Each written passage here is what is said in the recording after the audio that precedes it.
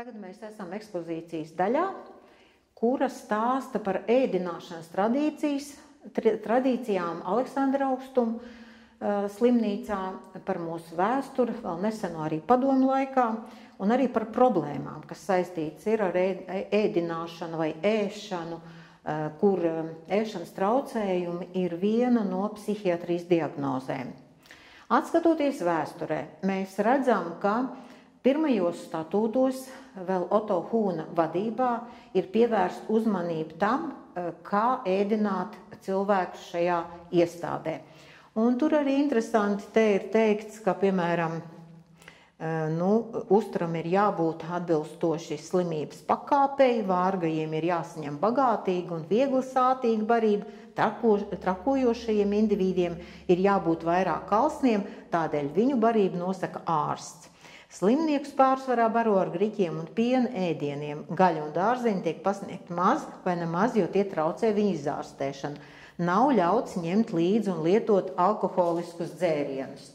Tas ir tajos statūtos noteikti, bet dzīve ienes savas korekcijas un iestādē ir jāizdzīvo, tāpēc teritorija tiek pārveidota par dārziem, kuros stāda kartupeļus, burkānus, bietes, kāpostus, visu, kas nepieciešams, lai izdzīvot, lai varētu sagatavot pārtiku uz vietas un lai to varētu likt galdā.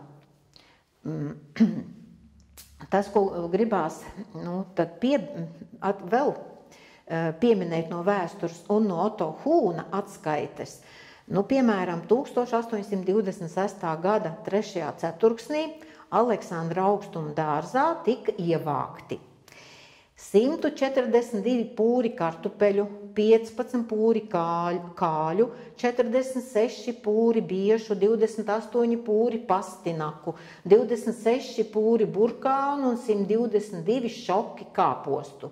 No šiem kāpostiem 84 šoki tika ieskābēti, 27 pārdoti, bet 11 izdalīti apkalpojošajam personālam.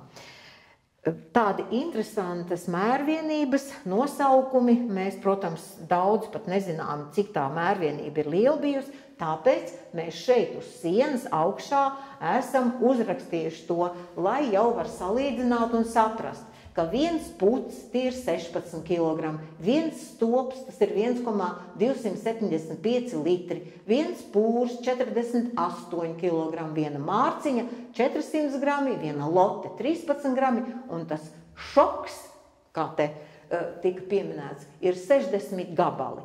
Ja tur, piemēram, tiek teikts, ka tie ir tātad 84 šoki, tātad 84 reizes 60 gabali. Ja? Tad liels daudzums tas ir bijis.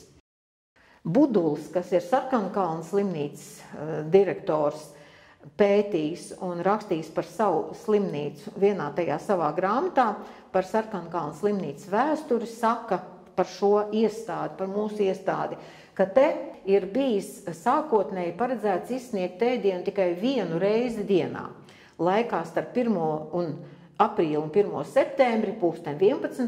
pēc tam 12. Un ēdienkartē bija sadalīta tā ēdienkarte pēc nedēļas dienām, un tajā paredzēta tikai šāda ēdiena: biezputra ar taukiem, zirņi ar biezputru vai biezputra ar zirņiem, kāpostu ar gaļu 2 reizes nedēļā. Bez tam katrs iemītnieks saņēma dienā 2 mārciņas rupjas maizes. Jāsaka tā, ka tomēr, paskatoties vēsturē, ne viss, kas ir šeit rakstīts, ir bijis patiesība. Ir dokumenti, kas vēsta arī par citu kārtību. Tā kā interesanti ir ieskatīties vēsturē arī no šāda aspekta. Mums jau tālāk šeit skatot, ir redzams arī šāda te siena, kuru es esmu nosaukusi par bada sienu. Jo 1917. gadā, 1918. gadā, kad ir juku laiks, pilsoņu kara laiks, ir aizņemti prāti ar citām problēmām, dzīve ir strauja, tad tā skrien garām šai iestādei ar tādu steigu, kā aizmirst tiek aizmirsts paēdināt pienācīgi šīs iestādes pacientus. Un tajos 2 gados šeit aiz bada nomirst puse no visiem pacientiem.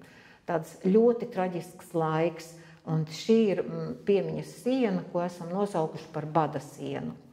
Tālāk skatoties, mēs jau tuvojamies arī tādam kopsavilkumam, kur var arī apskatīties, kā tad cara laikos šeit bija nodrošināta šī sistēma, kad tajā laikā bija uzbūvēta šeit vecā virtuve, kuru nojauc starp citu tikai 2010. gadā, ļoti ilgi tā turējās, gan to savu sākotnējo nozīmi bija zaudējis, tik pielāgot vēl arī citām vajadzībām, un tad vēlāk jau to nojauca. 1988. gadā šeit uzbūvēja jaunu lielu virtuvi, kurā bija iespējams sagatavot pat 1500 porcijas dienā. Un šo virtuvi, savukārt šī virtuve, padomu laika virtuve, pastāvēja 20 gadus, jo 2008. gadā šo virtuvi slēdza. Un ilgus gadus, tā vēl 11 gadus stāvēja tukša. Un, ieejot šajā virtuvē, es paaicināju bijušās darbinieces. Te var redzēt arī filmā.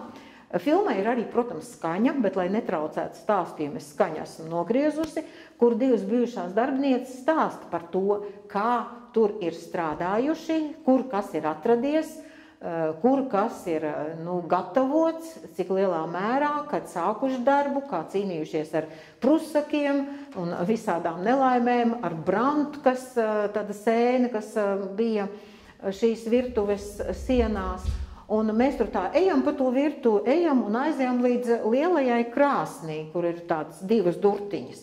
Un tā kā virtuve no 2008. gada nebija vispār vairs jau darbībā, mēs ekskursijā šajā esam aizgājušas 2021. gadā, jo 2022. gadā virtuve nojauca. Un tajā 21. gadā, tas jau ir diezgan, 11 gadi pēc tās slēgšanas, mēs tagad pieejam pie tās lielās krāsnes, atveram tās vienas durvis, un tur vēl pilna cepeša panna ar pulciņām. Tad man bija interesanti, kā darbinieces paši bija ļoti pārsteigts, ka tā ir visi beiguši, skrējuši savu darbību, nezinu, kurien, kad aizmirsuši pat pulciņas izņemt no krāsnes. Un te ir tāds neliels fragments, te ir instalācija vienā no telpām šajā ekspozīcijas daļā, kā izskatījās šie mūsu padomju laika virtuvi. Jāsaka, tā virtuve bija līdzīga tām virtuvēm, kādas mums skolas gados bija skolās tās virtuves, bet tā arī ir vēsture, tas ir padomju laika artefakts, kurš arī ir interesants apskatīšanai, jo tagad jau tādas virtuves mēs vairs neredzēsim. Šajā telpā ir arī pie šīs sienas ir 2 tādas lielas planšetes krāsainas. Ļoti interesantas planšetes. Šeit ir, piemēram, planšete, kurā ir dažādas tējas, kas tēja arī mums piederās mūsu ēdienu galdam, bet te ir arī tāds tējas, kas ir recepti, ar tādu, kas palīdz kādām kaitēm tajos laikos, kā uzskatīja.